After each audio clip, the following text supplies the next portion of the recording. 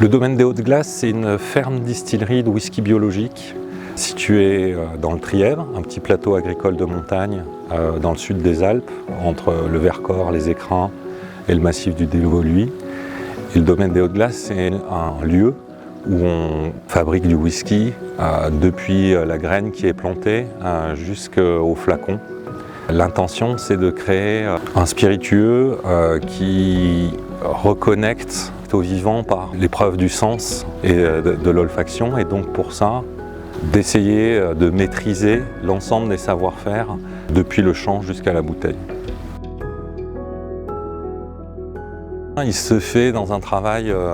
pour remettre la céréale et la naturalité au cœur du produit à chaque étape de transformation.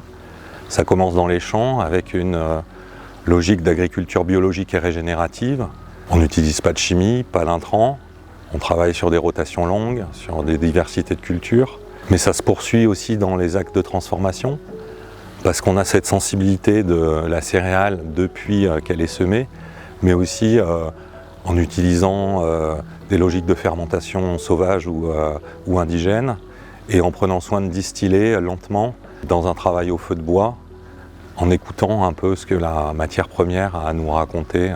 de bout en bout. Ça fait maintenant 15 ans que j'ai fondé le domaine des Hautes-Glaces, et il y a quelques temps, Brigitte Michaud et Olivier Blanche des éditions Terre Vivante m'ont invité, convié à raconter cette histoire, le chemin parcouru. Et l'idée m'a séduite assez vite, parce que finalement, raconter un chemin, c'est aussi penser au paysage qu'il y a autour, du coup inscrire l'histoire ou l'aventure du domaine dans une histoire un peu plus vaste, celle de l'industrie des vins et des spiritueux, et du coup de mettre ce qu'on essaye de faire ici en perspective, de parler de chemins alternatifs, d'écologie, d'agriculture régénérative, de s'interroger sur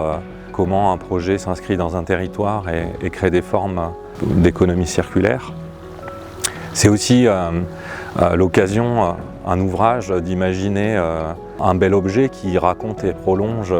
ce qu'on essaye de faire au domaine des Hautes-Glaces, qui est finalement une forme de vision esthétique du beau et du bon, et ce à quoi s'attache ce récit.